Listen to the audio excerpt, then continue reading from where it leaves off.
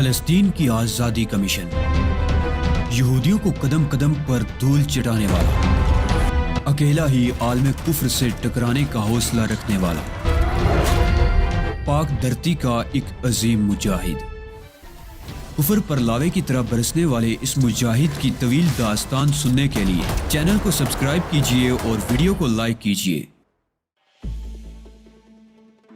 اور اس مرتبہ تو مجھے گویا نئی زندگی ملی تھی۔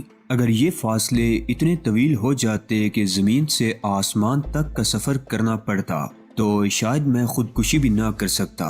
نہ جانے کب تک سوتا رہا۔ آنکھ کھلی تو طیارہ محو پرواز تھا۔ پائلٹ کیبن سے لندن کے بارے میں معلومات فراہم کی جا رہی تھی اور پھر خوبصورت ایئر ہوسٹس نے بیلٹ کس لینے کی درخواست کی۔ گویا ہم لندن ایئرپورٹ پر پہنچ گئے تھے۔ میں پہلے بھی یہاں آ چکا تھا لیکن اس طرح کے حادثات میرے تعاقب میں تھے۔ لندن ایئرپورٹ کے بہت سے حادثے یاد تھے۔ یہاں میں ایک اجنبی چہرہ لے کر داخل ہوا تھا اور لندن پولیس نے مجھے گرفتار کر لیا تھا۔ پھر اس کے بعد ایک بیوی بھی برداشت کرنا پڑی تھی۔ ماضی کے یہ دلچسپ واقعات اب تک میرے حافظے میں محفوظ تھے۔ کسٹمز وغیرہ سے فراغت حاصل کرنے کے بعد ہم ایئرپورٹ ہال میں آ گئے۔ جولٹ مجھے ساتھ لے کر ایک صوفے پر آ بیٹھی اور پاؤں پھیلا کر تھکی تھکی سانسیں لینے لگی۔ اس کے چہرے پر مسرت کے آثار تھے۔ مجھے دیکھتے ہوئے اس نے کہا، علی، میں تمہارے چہرے پر زندگی کی بھرپور چمک دیکھنا چاہتی ہوں۔ تمہیں میرے بارے میں کچھ بھی معلوم نہیں۔ علی، تم کیا جانو میں نے زندگی کو کیسے کیسے رنگوں میں دیکھا ہے، لیکن یہ میرا تجربہ ہے کہ انسان بھر طور اپنے لیے ہی جیتا ہے۔ باقی کرداروں کا تعلق اس کی ذات سے ضرور ہوتا ہے لیکن ان کی حیثیت بہرحال ثانوی ہی ہوتی ہے۔ ہر صورت میں انسان کی ذات کو ہی اولیت حاصل ہے۔ جیسے تمہارے معاملے میں تہذیب مالکم ایکس کتنا پیار تھا تمہیں اس سے، لیکن کیا وہ تمہارا ساتھ دے سکی؟ چھوڑو جولٹ، میں ماضی میں نہیں جھانکنا چاہتا۔ یہی تو میں بھی چاہتی ہوں علی۔ حال میں مست رہو، ماضی کبھی ساتھ نہیں چھوڑتا، لیکن ہم اپنے ماضی کے ہاتھوں ہلاک ہونا بھی تو پسند نہیں کر سکتے۔ دیکھو، لندن کا موسم اپنی روایتوں کے ساتھ زندہ ہے۔ علی، میں نے ایک فیصلہ کیا ہے۔ لندن کے بارے میں میری معلومات کافی وسیع ہیں۔ یہاں ساؤتھ ونگ میں ہالیڈے پوائنٹ نامی ایک جگہ ہے۔ انتہائی خوبصورت اور حسین زندگی ہے وہاں کی۔ بہت سی کمپنیاں وہاں ٹرالر کرائے پر دیتی ہیں۔ انسانوں سے بڑے کسی 5 اسٹار ہوٹل میں قیام کرنے کے بجائے اگر ہم ہالیڈے پوائنٹ پر ایک ٹرالر حاصل کر لیں تو کیا خیال ہے؟ ندرت نہیں پیدا ہو جائے گی؟ جیسا تم پسند کرو۔ باہر ان کمپنیوں کے دفاتر موجود ہیں، آؤ باہر نکلیں۔ میں یہیں سے ٹرالر حاصل کرنے کی کوشش کرتی ہوں۔ میں اپنی جگہ سے اٹھا اور جولٹ کے ساتھ باہر نکل آیا، پھر ایک الگ جگہ کھڑا ہو گیا کیونکہ جولٹ کو موقع فراہم کرنا چاہتا تھا۔ میرے ساتھ لگے رہنے سے بلا وجہ اسے پریشانی ہوتی۔ جولٹ نے اس موقع کو غنیمت سمجھا تھا۔ کمپنیوں کے کیبن واقعی وہاں موجود تھے۔ جولٹ بہت جلد واپس آ گئی۔ اس کے ہاتھ میں ایک کاغذ کی سلپ دبی ہوئی تھی۔ اس نے سلپ میری طرف بڑھاتے ہوئے کہا، ہمارے ٹرالر کا نمبر 20 ہے۔ تھوڑی دیر کے بعد ہم ایک ٹیکسی میں بیٹھے ہالیڈے پوائنٹ کی جانب جا رہے تھے۔ ساؤتھ ونگ کی بلند و بالا عمارتوں کے پیچھے ہرے بھرے میدانوں کا سلسلہ شروع ہو گیا تھا۔ یہ سب کے سب مصنوعی تھے اور سمندر سے کچھ فاصلے پر خاص طور سے بنائے گئے تھے۔ عام طور سے یہاں چھٹیاں گزارنے والوں کے گروہ رہا کرتے تھے۔ ٹرالروں کی ایک دنیا آباد تھی، ایک بالکل ہی نئی زندگی لوگ یہاں گزارتے تھے، لیکن میں اس سے قبل بھی یہ زندگی دیکھ چکا تھا۔ ایک حسین لڑکی کے ساتھ کسی خوبصورت ٹرالر میں قیام کرنے کا مقصد لوگ اچھی طرح جانتے ہیں، لیکن میری زندگی میں یہ مقصد کبھی نہیں آیا تھا۔ ہمارا ٹرالر کافی کشادہ اور خوبصورت تھا۔ کمپنی کے ایک اٹینڈنٹ نے ہماری رہنمائی اس تک کی تھی اور پھر اس نے ہمیں ضرورتوں کی ساری چیزوں سے آگاہ کر دیا تھا۔ ہمارے ٹرالر سے کوئی 200 گز کے فاصلے پر ہوٹل سورنیٹو تھا، جسے 5 اسٹار تو نہیں کہا جا سکتا تھا لیکن اس میں سہولتیں 5 اسٹار ہوٹل ہی کی سی تھی۔ ٹرالر کے لیے بیرونی سروس بھی ہوتی تھی، بشرطے کہ آپ کسی ویٹر کو مستقل بک کر لیں۔ خاص قسم کے وائرلیس واکی ٹاکی فراہم کر دیے جاتے تھے تاکہ ویٹروں کو اتنے فاصلے سے بلانے کے لیے ہوٹل تک نہ جانا پڑے۔ بلا شبہ یہاں کی زندگی نہایت حسین تھی، بشرطے کہ آپ مالی طور پر اس کے متحمل ہو سکیں۔ اس طرف سے مجھے کوئی پریشانی نہیں تھی۔ ہاں، ذہنی طور پر میں ضرور پریشان تھا۔ ایک اضطراب، ایک بے چینی دل میں کروٹیں لیتی رہتی تھی۔ ٹرالروں کے اطراف کی دنیا طرح طرح کے لوگوں سے آباد تھی۔ مجھے اس میں کچھ ہندوستانی سکھ بھی نظر آئے جن کی چپکی ہوئی پگڑیاں اور مخصوص داڑیاں ان کی نشاندہی کر دیتی تھی۔ کچھ اور مشرقی چہرے بھی تھے جن میں ممکن ہے پاکستان سے تعلق رکھنے والے بھی ہوں۔ میں نے دل میں فیصلہ کر لیا کہ چند روز اس حسین دنیا میں گزاروں گا۔ ویسے بھی اس وقت تک میں کچھ نہیں کر سکتا تھا جب تک کہ میرے کرم فرماؤں کی طرف سے کسی کارروائی کا آغاز نہ ہو۔ میں جانتا تھا کہ وہ لوگ پہلے مجھے آزمانے کی کوشش کریں گے۔ جولٹ یہاں آ کر بہت خوش تھی، لیکن کبھی کبھی اس کے چہرے پر پھیکا پن نمودار ہو جاتا تھا۔ ہمارے عقب میں ٹرالر نمبر 101 تھا جس میں ایک سکھ جوڑا قیام پذیر تھا۔ ٹرالر کے باہر نکل کر چہل قدمی کرتے ہوئے میں نے اسے دیکھا تھا۔ نہ جانے کیوں مجھے اس شخص کی صورت میں اپنے جگری دوست ہربس کی جھلکیاں نظر آئی تھی۔ اس کی ساتھی عورت بھی دراز قامت اور سانولے سلونے نکوش کی مالک تھی۔ اس کی سیاہ آنکھوں میں ہندوستان کا حسن سمٹا ہوا تھا۔ میرا دل بے اختیار چاہا کہ ان لوگوں سے دوستی کروں اور اس کا اظہار میں نے جولٹ سے بھی کر دیا۔ مگر وہ ہندوستانی ہے اور تم پاکستانی، وہ بولی۔ ہم دونوں کے جسموں سے مشرق کی بو آتی ہے اور یہ بو پتہ نہیں صرف مجھے ہی اس کی جانب متوجہ کر رہی ہے یا وہ بھی میرے بارے میں سوچ رہا ہوگا۔ میں تمہیں روکوں گی نہیں علی، حالانکہ میں زیادہ سے زیادہ تمہارا قرب چاہتی ہوں۔ ایک لمحے کے لیے بھی تمہیں خود سے جدا نہیں کرنا چاہتی۔ تاہم تم اگر اس سے ملنا چاہتے ہو تو ضرور ملو۔ اتنی جلدی نہیں ہے جیولٹ، ابھی ہم ذرا اطراف کی سیر کریں گے، میں نے کہا۔ یہاں سے کچھ فاصلے پر جھیلوں کی بستی آباد ہے، تھوڑی دور کا سفر ہے۔ اگر ہم کوشش کریں گے تو ہمیں یہاں سے کرائے کی کار بھی مل جائے گی۔ میں تمہیں لیک ڈسٹرکٹ ضرور دکھاؤں گی۔ بہت کچھ دیکھیں گے جیولٹ، بہت کچھ دیکھیں گے، میں نے گہری سانس خارج کرتے ہوئے کہا اور جیولٹ مسکرانے لگی۔ مضبوط اعصاب کی لڑکی تھی، میری طرح اس کے اندر اضطراب نہیں تھا اور وہ خود بھی کسی جھیل کی مانند پرسکون نظر آتی تھی۔ یہ اندازہ تو میں نے پہلے ہی کر لیا تھا کہ وہ غیر معمولی لڑکی ہے اور اسے کسی مسئلے میں کراس کرنا آسان نہیں ہوگا، لیکن کراس کرنے کے موڈ میں کون بدبخت تھا؟ میں نے تو اپنے آپ کو چغت نمبر 1 بنا لیا تھا اور مسلسل چغت بننے رہنے کا فیصلہ کر لیا تھا تا وقت یہ کہ میری باری نہ آ جائے۔ شام کو تقریباً 4:30 بجے ہم ساحل سمندر پر پہنچ گئے، جہاں زندگی کی اخلاقی قدروں سے بے نیاز لوگ سمندر کی لہروں کو خراج تحسین ادا کر رہے تھے۔ کچھ ہم جیسے بھی تھے جو اخلاقی حدود میں سمٹے سمٹائے اپنی اپنی تفریحات میں مشغول تھے۔ سورج ڈوبنے کا منظر ہم نے ساحل پر ہی دیکھا اور پھر وہاں سے چہل قدمی کرتے ہوئے سورنیٹو کے لان پر پہنچ گئے، جس کے ایک تاریک گوشے میں ایک لمبا ترنگا حبشی ڈھیلے ڈالے کپڑے پہنے سر پر فلیٹ ہیڈ جمائے بڑی ترنگ میں گا رہا تھا۔ اس کے ساتھ ہی حبشیوں کی ایک پوری پلٹون ڈھول تاشے بجانے میں مصروف تھی۔ حبشی کی تان بہت عجیب سی محسوس ہو رہی تھی۔ میری نگاہ اپنے عقب میں اٹھی تو میں نے اسی سکھ جوڑے کو دیکھا جو مجھ سے بالکل ہی قریب میری پچھلی نشست پر بیٹھا تھا۔ میں نے مسکرا کر جیولٹ کو اس طرف متوجہ کیا اور وہ ان دونوں کو دیکھ کر بے اختیار ہنس پڑی۔ سکھ جوڑا اس وقت حلق پھاڑ پھاڑ کر گاتے ہوئے حبشی کو دیکھ رہا تھا۔ میں نے جیولٹ سے اس کی ہنسی کی وجہ پوچھی تو وہ کہنے لگی 101۔ میں نہیں سمجھا۔ اس کی میز ہماری میز کے بالکل پیچھے ہے اور اس کا ٹرالر ہمارے ٹرالر کے بالکل پیچھے۔ کیسی دلچسپ بات ہے۔ اوہ، میں بھی مسکرا دیا۔ اگر تم چاہو تو ان دونوں کو اپنی میز پر مدعو کر سکتے ہو، جیولٹ نے کہا اور میں نے گردن ہلا دی۔ چند لمحے بعد میں اپنی میز سے اٹھا اور ان دونوں کی میز کے قریب پہنچ گیا۔ ست سری اکال سردار جی، میں نے خم ہو کر کہا۔ نوجوان سردار چونک کر میری شکل دیکھنے لگا، پھر اس نے دونوں ہاتھ جوڑتے ہوئے کہا، او ست سری اکال جی، ست سری اکال۔ بیٹھو جی خوش کر دیا۔ بیٹھو بھائی جی، کدھر کے ہو؟ سردار نے روایتی خوش اخلاقی سے کہا اور میں کرسی گھسیٹ کر بیٹھ گیا۔ سردار جی، میں پاکستانی ہوں اور جیو بادشاہ۔ پاکستان کے کون سے شہر کے ہو؟ سردار نے پوچھا۔ قصور کا رہنے والا ہوں سردار جی، میں نے جواب دیا۔ اوے واہ بھائی، سونا شہر، میرا سونا شہر قصور، سردار مسکرا کر بولا اور پھر اپنے ساتھ بیٹھی ہوئی عورت سے کہنے لگا، ریما، اجنبی دیش میں اگر کوئی اپنا بندہ مل جاتا ہے تو کتنی خوشی ہوتی ہے۔ ویسے بھی یہاں بہت سے لوگ ہیں مگر ہر نئے آدمی سے مل کر اچھا لگتا ہے۔ نام کیا ہے تمہارا بھائی جی؟ سردار نے پوچھا۔ علی یار خان، میں نے جواب دیا۔ میرا نام ہرنام سنگھ ہے جی، اور یہ میری دوہٹی ریما سنگھ۔ سانولی سلونی عورت نے ہاتھ جوڑ دیے تھے۔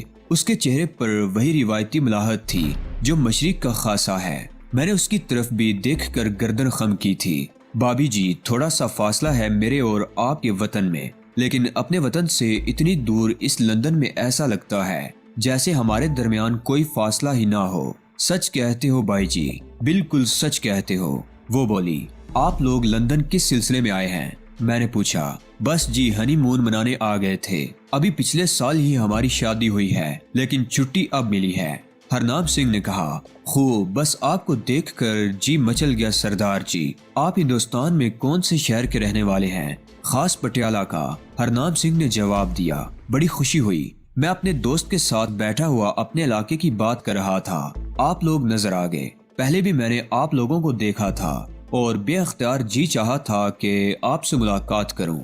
بہت دن سے اپنے وطن سے بچھڑا ہوا ہوں۔ ایشیا کی خوشبو کے لیے دل ترستا رہتا ہے۔ آپ لوگوں کو دیکھ کر دل پر قابو نہ رکھ سکا۔ بڑا اچھا کیا جی آپ نے ملاقات کے لیے آ گئے۔ دوست کدھر ہے آپ کی؟ وہ اس کرسی پر بیٹھی ہوئی ہے، میں نے اشارہ کیا۔ وہ دونوں جیولٹ کی طرف دیکھنے لگے۔ جیولٹ ہماری طرف متوجہ نہیں تھی، تو پھر اسے بھی ادھر ہی بلا لینا۔ وہاں اکیلی بیٹھی کیا کر رہی ہے؟ اس کی خواہش ہے کہ آپ رات کا کھانا ہماری میز پر کھائیں۔ ٹھیک ہے جی، مجھے اور میری بیوی کو بلا کیا اعتراض ہو سکتا ہے؟ ریما سنگھ نے جلدی سے کہا۔ کتنے کنجوس ہو تم ہرنامی۔ نہیں بھیا جی، اپنی دوست کو یہی بلا لیں، ہم آپ کو ڈنر دیں گے۔ نہیں بابی جی، میں آپ کو پہلے دعوت دے چکا ہوں، آپ کی طرف سے پھر کبھی صحیح۔ او اٹھو ریما، ہرنام سنگھ جلدی سے بولا۔ پھر کی پھر دیکھی جائے گی، اٹھو بھائی۔ ہرنام سنگھ نے اپنی بیوی کا ہاتھ پکڑ کے اسے اٹھایا اور پھر تقریباً اسے کھینچتا ہوا ہماری میز تک آیا تھا۔ جیولٹ نے کرسی سے اٹھ کر گردن خم کر کے ان کا استقبال کیا تھا۔ ریما نے جیولٹ سے ہاتھ ملایا اور پھر ہرنام سنگھ نے بھی جیولٹ کا ہاتھ اپنے ہاتھ میں پکڑ لیا۔ میں نے محسوس کیا تھا کہ وہ جیولٹ کا ہاتھ چھوڑنے کے لیے تیار نہیں تھا۔ جیولٹ نے خود ہی کرسی پر بیٹھتے ہوئے اس سے ہاتھ چھڑا لیا تھا۔ معاف کرنا بہن جی، پرانی عادت ہے، جوانی میں جس کا ہاتھ پکڑ لیتے تھے بس چھوڑتے نہیں تھے، ہرنام سنگھ نے کہکہا لگاتے ہوئے کہا، اور ریما بھی مسکرانے لگی۔ ہرنامی، ہر جگہ اپنی بدنامی مت کرتے رہا کرو، وہ بولی۔ بدنامی کس بات کی؟ مرد ہے مرد۔ کیوں بھائی جی؟ وہ میری طرف دیکھتے ہوئے بولا۔ ٹھیک ہے ہرنام سنگھ، ٹھیک ہے، میں نے ہنستے ہوئے جواب دیا۔ ان لوگوں کی آمد سے ذہن کو خاصی فرحت کا احساس ہوا تھا۔ ہرنام سنگھ واقعی خوش مزاج آدمی تھا، بات بات پر کہکہے لگانا اس کی عادت تھی۔ ریما سنگھ شرمیلی لڑکی تھی اور ہرنامی کی ہر بات پر شرمندہ ہونے لگتی تھی۔ ان لوگوں کے ساتھ کافی دلچسپ وقت گزرا۔ جیولٹ نے بھی ان کے ساتھ ہنسی مذاق میں بھرپور حصہ لیا تھا۔ پھر جب ہم لوگ ہوٹل سے باہر نکلے تو ہرنام سنگھ اور ریما سنگھ بھی ہمارے ساتھ تھے۔ بھائی جی، تم کدھر جاؤ گے؟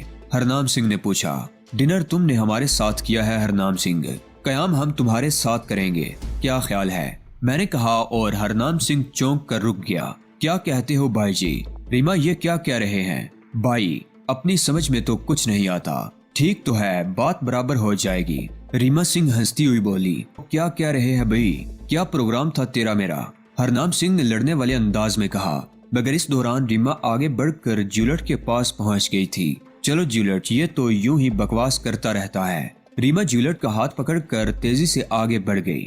ہرنام سنگھ میرے ساتھ چلتے ہوئے بولا، بھائی جی، ویسے تو تمہیں اپنے ساتھ رکھنے میں مجھے کوئی اعتراض نہیں ہوگا، لیکن یار سمجھا کرو، ابھی ہماری شادی کو بہت زیادہ عرصہ نہیں ہوا ہے۔ کوئی بات نہیں ہرنام سنگھ، ہم تمہارے ہنی مون میں مداخلت نہیں کریں گے، میں نے بھی ہنستے ہوئے کہا اور ہرنام سنگھ نے دونوں شانے ہلا دیے۔ ٹھیک ہے بھائی جی، اگر ایسا ہے تو یہی صحیح۔ تم بھی سوچو گے کہ ایک ہندوستانی بندے نے تمہاری اتنی سی بات نہیں مانی۔ ہرنام سنگھ، ریما، میں اور جیولٹ بالآخر ٹرالروں تک پہنچ گئے۔ 101 نمبر ٹرالر ہرنام سنگھ کا تھا اور اس کے عین سامنے 20 نمبر ہمارا۔ جیولٹ نے ٹرالر نمبر 101 کے قریب پہنچتے ہوئے کہا، جی اب کیا کہتے ہیں ہرنام سنگھ جی؟ کچھ نہیں دیوی جی، ہرنام کیا کہے گا، ہم دونوں ٹرالر کے نیچے بستر لگا لیں گے، تم پرواہ مت کرو، وہ مردہ سی آواز میں بولا۔ نہیں، اب ایسی بھی بات نہیں، جیولٹ جلدی سے بولی، ہم آپ کو ڈسٹرب نہیں کریں گے۔ اچھا، کل ضرور ملاقات ہوگی۔ آپ کہاں جا رہی ہیں دیوی جی؟ ہرنام سنگھ نے چونک کر پوچھا۔ کچھ نہیں ہرنام سنگھ جی، ہم تمہیں پریشان نہ کرنے کا وعدہ کر چکے ہیں، یہ 20 نمبر ٹرالر ہمارا ہے، میں نے کہا اور ہرنام سنگھ نے لپک کر مجھے لپٹا لیا۔ اوئے، خوشی ڈبل کر دیتی بادشاہو، سچ مچ خوشی ڈبل کر دیتی۔ کیوں دیوی جی، یہ بھیا جی سچ کہہ رہے ہیں نا؟ हरनाम सिंह ज्यूलट से तस्दीक करने वाले अंदाज में बोला, हाँ हरनाम सिंह जी, ये ट्रॉलर हमारा ही है और हमने पहले भी आपको ट्रॉलर नंबर 101 में देखा था। इस बात पर हमें हंसी आई थी कि हमारे ट्रॉलर भी आस पास ही हैं और हमारी मेजें भी आस पास ही थी। बड़ी खुशी हुई, सच बड़ी खुशी हुई। कल सुबह का नाश्ता हम आपके साथ करेंगे। सत श्री अकाल। हरनाम सिंह ने दोनों हाथ जोड़कर कहा और हम दोनों हंसते हुए अपने ट्रॉलर की जानिब वापस आ गए। बड़ा खुश मिजाज है ये सिख, ज्यूलट ने हंसते हुए कहा। ट्रॉलर में दाखिल होने के बाद हम लोग अपने अपने बिस्तरों पर पहुंच गए।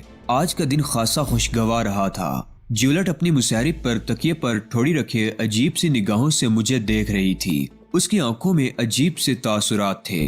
फिर मैं किसी सोच में गुम हो गया था। जब मेरी निगाह दोबारा ज्यूलट पर पड़ी तो मैं चौंक पड़ा। अभी नींद नहीं आ रही ना? मैंने उसे देखते हुए कहा। हाँ नहीं आ रही, ज्यूलट बोझल से लहजे में बोली। सो जाओ, मेरा ख्याल है रोशनी गुल कर दी जाए। नहीं प्लीज, रोशनी गुल मत करना। क्यों? मैंने ताज्जुब से कहा। जब तक रोशनी रहती है आवाज कायम रहते हैं, वादे याद रहते हैं। रोशनी गुल हो जाए तो जहन खुद ब खुद भटकने लगता है। मैंने ज्यूलट के चेहरे की तरफ देखा और फिर आहिस्ता से बोला, हमारे दरमियान जो माहिदा हुआ है ज्यूलट, हम दोनों को उसकी पाबंदी करना होगी। ज्यूलट ने कोई जवाब ना दिया। चंद लम्हे मुझे देखती रही और फिर अपनी जगह से उठी और आगे बढ़ी। मेरे औसान खता होने लगे थे। मैं सहमी हुई निगाहों से उसे देखने लगा, लेकिन ज्यूलट ने स्विच बोर्ड के करीब पहुंचकर लाइट ऑफ कर दी और फिर अंधेरे ही में वापस चली गई। मैं उसके कदमों की आहट महसूस करता रहा और जब मुझे एहसास हुआ कि वो अपने बिस्तर पर लेट गई है तो मैंने भी करवट बदल ली। रात को ना जाने ज्यूलट की क्या कैफियत रही, मुझे अलबत्ता पुरसुकून नींद आ गई थी। सुबह वाकई खुशगवार थी। आसमान अबर आलूद था और यूं महसूस होता था जैसे दिन के किसी हिस्से में बारिश हो जाएगी। लेकिन लंदन के मौसम में आसमान ज्यादातर अबर आलूद ही रहता है। ज्यूलट बाथरूम में थी, बाहर निकली तो मुझे देखकर मुस्कुराई। हेलो, अगर मेरा अंदाजा गलत नहीं है तो वो सिख जोड़ा आता ही होगा। नाश्ते का क्या बंदोबस्त है? मैंने पूछा। मैंने वॉकी टॉकी पर सारनीटो को हिदायत कर दी है। 4 आदमियों का नाश्ता पहुंचने वाला है। मेरा ख्याल है ज्यूलट, वो लड़की रीमा उसे मना कर देगी और नाश्ता वो लोग हमारे साथ नहीं करेंगे। अभी हम ये गुफ्तगू कर ही रहे थे कि बाहर कुछ आवाजें सुनाई दी। दरवाजा खोलकर देखा तो रीमा और हरनाम सिंह थे। ओ भाई जी, अब तुम ही बताओ इसे। जब दोस्ती हो गई है तो इन तकल्लुफात की क्या गुंजाइश है? रात को हमने क्या ही दिया था कि नाश्ता आपके साथ करेंगे। ये कह रही है ये अच्छी बात नहीं है। बताओ, क्या ये बहुत बुरी बात है? आओ अंदर आओ हरनाम, मैंने कहा और हरनाम सिंह ट्रॉलर में दाखिल हो गया। रीमा भी उसके पीछे पीछे आ गई थी। हरनाम, ये सारी बातें मजाक में भी अच्छी नहीं लगती। मजाक कर कौन रहा है? क्यों भाई जी, क्या तुम हमें नाश्ता नहीं कराओगे? गौर किया जा सकता है हरनाम सिंह। ओ जी, गौर करने की क्या बात है? होटल को ऑर्डर दो, नाश्ता आ जाएगा। ठीक है, अगर तुम मजबूर करते हो तो यही सही, मैंने भी हंसते हुए कहा। रीमा बेचारी बहुत शर्मिंदा हो रही थी, लेकिन फिर उनकी शर्मिंदगी खुद ब खुद दूर हो गई क्योंकि चंद ही लम्हे बाद वेटर नाश्ता लेकर आ गया था। बेहतरीन किस्म का नाश्ता हमारे सामने लगा दिया गया और हरनाम सिंह ने खुश होकर कहा, देखा जी, ये होती है यारी। अरे, अपने देश की बात ही निराली है। ये रीमा तो बिला वजह तकल्लुफ करती है। भला बाई बाई में क्या तकल्लुफ? हरनाम नाश्ते में जुट गया। रीमा और ज्यूलट भी हमारे साथ नाश्ते में शरीक हो गई थी। तो जी, फिर आज का प्रोग्राम क्या है? कहीं घूमने चलोगे या फिर आसमान के नीचे इसी इलाके में सैरो तफरीह की जाएगी? आज कहीं घूमने नहीं जाएंगे, आज आराम का दिन है, रीमा बोली। मैं समझता हूँ ये क्यों कह रही है, पर जी परवाह मत करो, इसे कहने दो।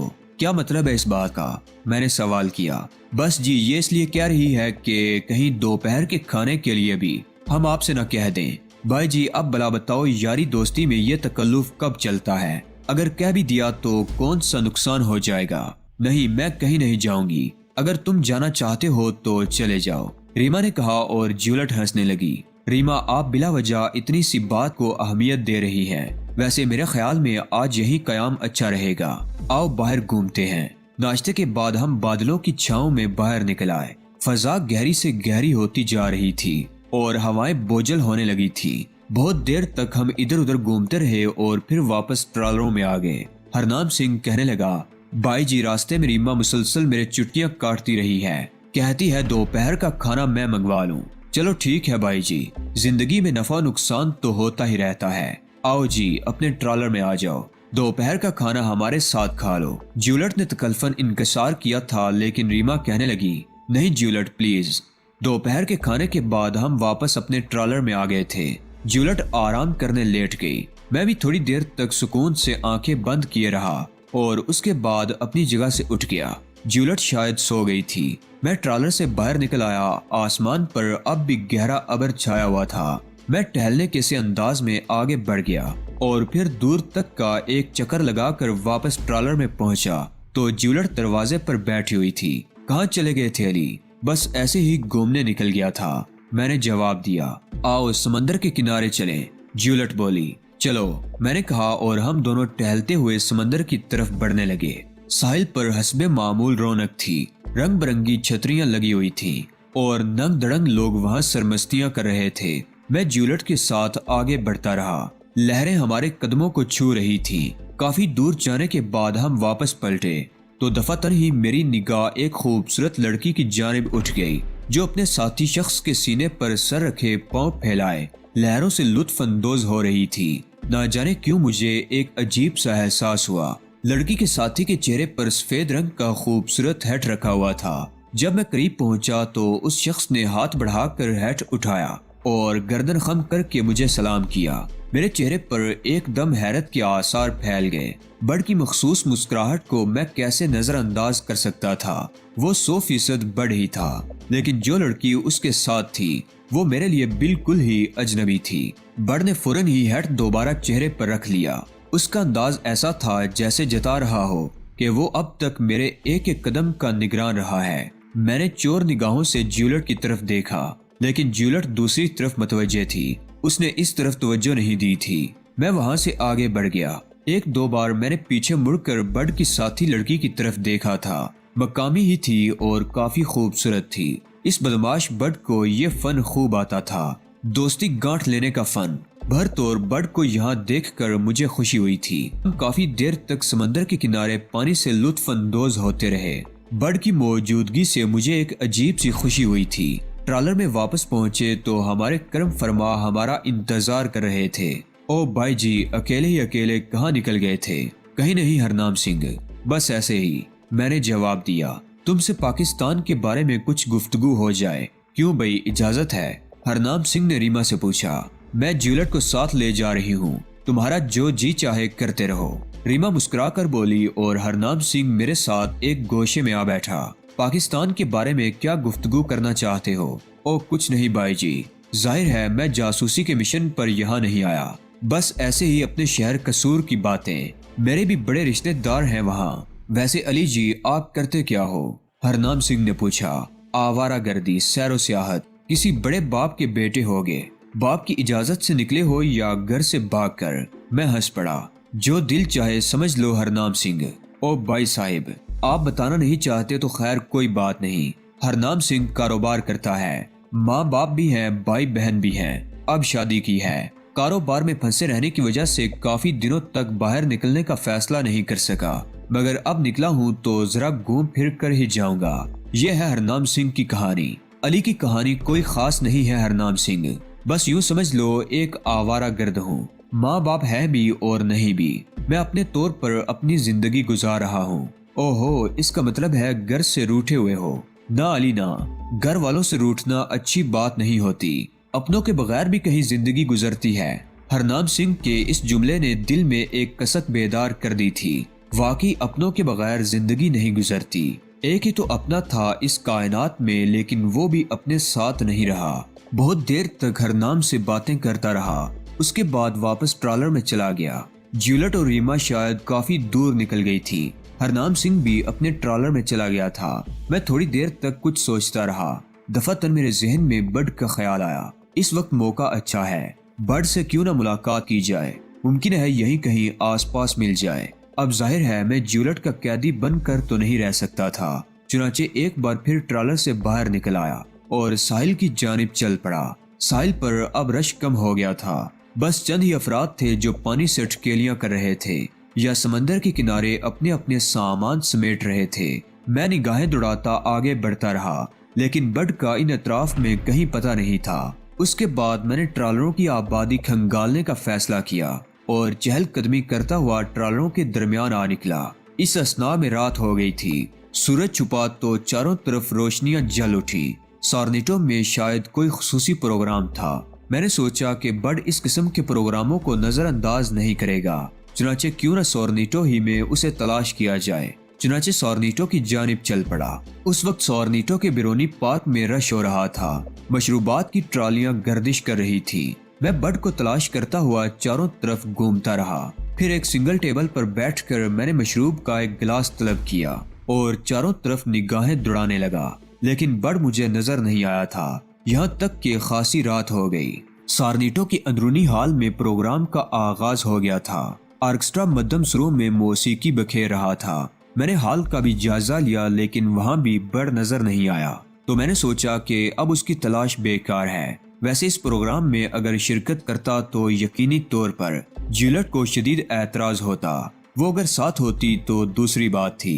چنانچہ واپس چل پڑا۔ ٹرالر سے کچھ فاصلے پر ہی تھا کہ میں نے چند افراد کو ٹرالر کے گرد جمع دیکھا۔ اس میں ہرنام سنگھ اور ریما بھی تھے۔ قدموں کی رفتار تیز تھی۔ ان لوگوں کے کھڑے ہونے کا انداز ایسا تھا جیسے کوئی خاص بات ہو گئی ہو۔ پھر میں دوڑتا ہوا ہی ٹرالر کے نزدیک پہنچا تھا۔ ہرنام سنگھ نے مجھے دیکھا اور دوسرے لوگ بھی میری طرف متوجہ ہو گئے تھے۔ کیا بات ہے ہرنام سنگھ، کیا ہوا؟ میں نے تعجب سے سوال کیا۔ او بھائی جی، بہن جی کو ہرنام سنگھ ہکلاتے ہوئے لہجے میں بولا۔ ریما کا چہرہ زرد پڑا ہوا تھا۔ کیا ہوا جیولٹ؟ میں نے آواز لگائی۔ نہیں بھائی جی، وہ ٹرالر میں نہیں ہے۔ 4-5 آدمی تھے وہ۔ انہوں نے اپنے چہرے نقابوں سے ڈھکے ہوئے تھے۔ کالے رنگ کی ایک لمبی سی وین میں آئے تھے۔ نمبر پلیٹ ڈھکی ہوئی تھی۔ وہ بہن جی کو ٹرالر سے کھینچتے ہوئے باہر لائے اور گاڑی میں بٹھا کر فرار ہو گئے۔ چلتے ہوئے انہوں نے دھمکی دی تھی کہ اگر کسی نے پیچھا کرنے کی کوشش کی تو اسے گولی مار دی جائے گی۔ ان کے ہاتھوں میں ریوالور دبے ہوئے تھے۔ میں سناٹے میں رہ گیا۔ جیولٹ کو اغوا کیا گیا تھا۔ جیولٹ کو؟ ایک لمحے کو تو میرا ذہن سنسنانے لگا تھا، لیکن پھر میں نے اپنے آپ کو پرسکون کر لیا۔ جیولٹ کا کردار مجھے معلوم تھا، تاہم ان لوگوں کے سامنے پریشانی کا اظہار کرنا ضروری تھا۔ میں نے پریشان لہجے میں کہا، لیکن وہ کون لوگ ہو سکتے ہیں؟ ہرنام سنگھ کون ہو سکتے ہیں وہ؟ کیا پتا بھائی جی، چلو پولیس اسٹیشن چل کر رپورٹ لکھا دیں۔ بڑی افسوسناک بات ہے۔ چلو ریما تم یہاں رکو، میں ابھی آیا۔ میں بھی ساتھ چلتی ہوں، مجھے ڈر لگ رہا ہے، ریما نے کہا۔ تو پھر آ جاؤ۔ ہالیڈے پوائنٹ کا پولیس اسٹیشن بہت زیادہ فاصلے پر نہیں تھا۔ چند لوگوں نے ہماری رہنمائی کی۔ چھوٹے سے پولیس اسٹیشن میں چند افراد موجود تھے۔ ایک خوبصورت سے کمرے میں ہماری روداد سنی گئی۔ پولیس آفیسر نے فوراً ہی ٹرانسمیٹر پر پیٹرولنگ گاڑیوں کو ہدایات دی۔ ہرنام سنگھ سے اس گاڑی کی ساخت کے بارے میں پوچھا گیا جس میں جیولٹ کو اغوا کیا گیا تھا، اور ہرنام سنگھ کے بتانے پر اس گاڑی کی ساخت کے بارے میں بھی پیٹرولنگ گاڑیوں کو اطلاع دے دی گئی۔